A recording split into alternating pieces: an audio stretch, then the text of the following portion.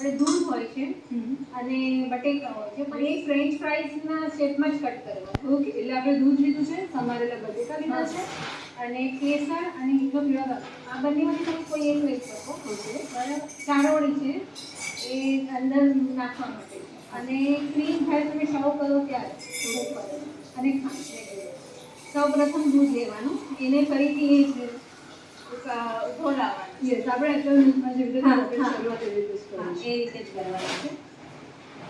અને આ વાનગી માટે હમણાં તમે જેવું કહ્યું એ પ્રમાણે કે ફ્રેન્ચ ફ્રાઈઝના શેપમાં જ આપણે બટેકા કટ કરીશું એ જરૂરી છે. હા, કેમ કે જ્યારે કમ્પ્લીટ એ થઈ જશે ને, બટેકા ચડશે ને એ જ્યારે એનું કમ્પ્લીટ થશે ને પછી જ્યારે એનો લુક જોવો ને તમે ત્યારે એ ફ્રેન્ચ ફ્રાઈઝ હોય છે ને તો વધારે બેટર બને. ઓકે, અને આપણે ફ્રેન્ચ ફ્રાઈઝ તો એકદમ બધાને ભાવે. એટલે આપણે ખાસ ધ્યાન રાખવાનું છે કે આપણે ફ્રેન્ચ ફ્રાઈઝના શેપમાં જ અગેન આ રીતે એને ઉભરો લાવવાનો છે. એટલે જ્યાં સુધી દૂધને એક બોઇલ ના આવે ત્યાં સુધી આપણે ઉકાળીશું. દર્શક મિત્રો, તમે પણ મારી જેમ પોટેટો લવર હોત અને મારા ખ્યાલથી ગુજરાતી તો બધા જ બટેકાના ચાહક હોય ને હોય જ, રાઈટ? તો આ વાનગી તમારા માટે છે ખાસ, એટલે યાદ રાખજો આ કેવી રીતે બનાવવાની છે. અને જે આ દૂધ છે એમાંથી થોડું દૂધ કાઢી લેવાનું. ઓકે, અને એમાં મીઠો પીળો રંગ એટલે આપણે અત્યારે રંગ લઈએ છીએ તો કેસર નહીં નાખીએ. હા, રંગ લઈએ છીએ તો કેસર નહીં નાખવાનું, અને કેસર નાખવાનું હોય ને રંગ ના નાખવાનું તો કેસરને પહેલે થોડું ધીમા તાપે એને સોતે કરવાનું. ઓકે, ચડાવવાનું. હા, આપણને શેકી દેવાનું. તો એનો જે કલર હોય ને એ બહુ સરસ આવશે. અને પછી એને દૂધમાં મિક્સ. હા, એ તમારો કલર બહુ જ ફાઇન આવશે. એના તમે કલર પણ નાખીને દૂધમાં રેડી હા, હવે આ કલર નાખી દેવાનો દૂધમાં. આ જે પોટેટો ચીલી છે એ એકદમ બહુ યુનિક આઈટમ છે મારા માટે, ખાસ કરીને નવી છે, કારણ કે હું પહેલી વાર આવું નામ સાંભળ્યું. અને હું તો ફૂડ લવર છું, એટલે મને છે ને ખાવાનો એટલો બધો શોખ છે એટલે એવું લગભગ ના હોય કે કોઈ આઈટમ ચૂકી જવાય કે મને ખબર ના હોય. એટલે મમ્મી પાસેથી કોઈ વાનગી શીખ્યા ને તો એમાં કોઈ ભૂલચૂક થાય જ નહીં એવું બધા માનતા હોય છે. મમ્મી પાસેથી શીખ્યા હોય તો મમ્મી એ પણ સાચી વાત છે. હવે આ ઉભરો આવી ગયો છે, કલર બી નાખી દીધો છે, હવે સાથે બટેકા પણ નાખી દીધો છે. આ બટેકા આપણે બોઇલ નથી કર્યા, ના, બોઇલ નથી કર્યા, કાચા જ છે. હવે એને ચડવા માટેનો ટાઈમ આપવો પડે. એટલે આને આપણે હાઈ પાવર ઉપર ના, હાઈ પાવાની મીડિયમ આંચે જ મીડિયમ રાખો છો.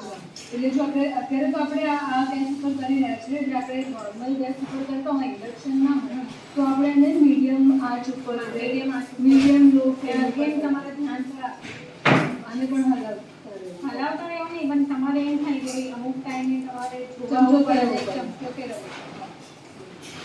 હવે આપણે સુગર બી એડ કરી દઈએ. હા, આમાં સાથે જ નાખવાનું છે. આવી આ અગેન તમારા ટેસ્ટ આપો જે પ્રમાણે તમારે ગળ્યું ભાવે એ રીતે. પણ બેટર એવું હોય છે, હું માનું છું કે તમે જેટલું ગળ્યું ઓછું નાખો ને એટલું વસ્તુ વધારે બહુ ગળી હોય પછી મોઢું ભાંગી જાય, મજા ભાંગી નહીં જાય. અગર તમારે વધારે ખાવું હોય તો સુગર ઓછી નાખી દો, તો વધારે ખાવું. એટલે જો તમે શુગર બહુ જ ઓછી નાખી રહ્યા છો, આપણે એપલ મિલ્કમાં પણ વધારે શુગર નથી આપતી અને આમાં પણ લગભગ તમે એક સવા ચમચા વાળું જે લોકો જૈન હોય પૂજામાં કે બટેકા ના ખાતા હોય તો બટેકા તો જ્યારે આપણે તહેવારના દિવસે ખાસ વાર હોય એ રીતે ફાસ્ટ કરતા હોય તો આ ફાસ્ટિંગમાં આમાં બધી જ આઈટમ એવી બધી છે કે જેમાં તમે આરામથી ખાઈ શકો. એટલે કસ્ટર્ડ પાવડર પણ આપણે આમાં તો કસ્ટર્ડ પાવડર તો નાખવાનો હતો જ નથી. બરાબર છે, એટલે આ તો આમાં કસ્ટર્ડ પાવડર નથી નાખવાનું. કેમ કે આ બટેકાની પોતાનો જે સ્ટાર્ચ હોય એનાથી નાખી ઓકે પદ્ધતિ છે ને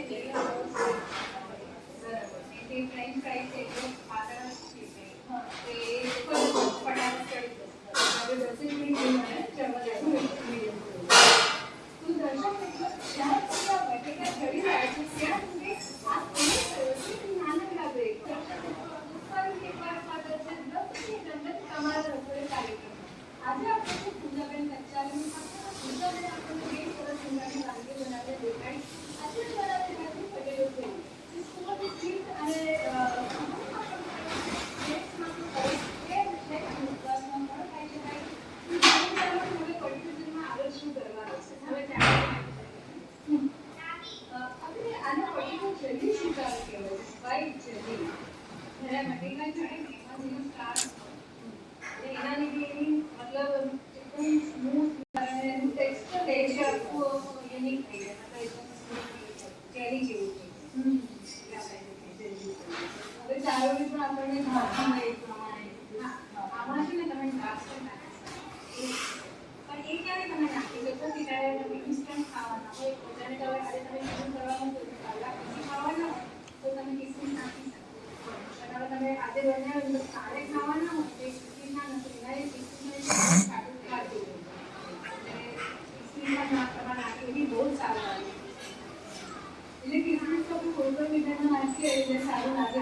આપણે બીજું નહીં થાય. પણ આ એક વસ્તુ તમે માર્ક કરો કે આમાં હોય ચારોળી છે એક વસ્તુ.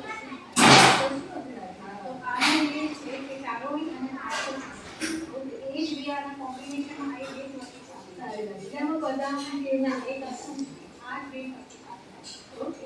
એટલે આપણે આમાં કિસમિસ નાખી શકીએ કે દર્શક મિત્રો તમને ચારોળી ન ભાવતી હોય તો તમારા ઘરમાં તમને ચારોળી ન ભાવતી હોય તો તમે ચારોળીના બદલે આમાં કિસમિસ પણ નાખી શકો છો.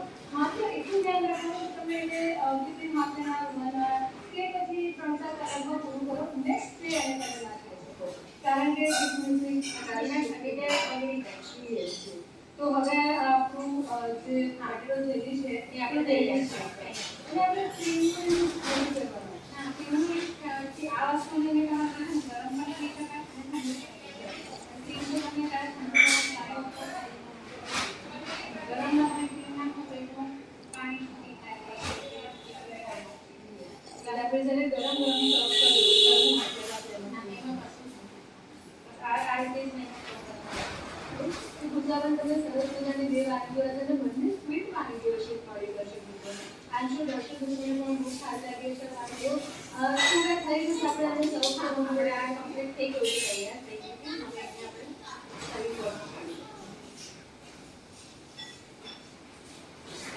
મને સુગંધ તો આવી જ રહી છે કારણ કે દૂધ ઉકળે ને એટલે એકદમ સ્વીટ મીઠાઈ જેવી સુગંધ આવવા જ માંડે. આનો દેખાય પણ ખાઈ શકો છો અને ઠંડી કરીને પણ ખાઈ શકો છો. તો દર્શક મિત્રોને પહેલાં પણ કહ્યું કે આપણે આ પતંજલિ ગરમ અને ઠંડી તો અત્યારે આજે આપણે આ પતંજલિ ઠંડી સર્વ કરવાના છે. એના લીધે છે તમે અગાઉ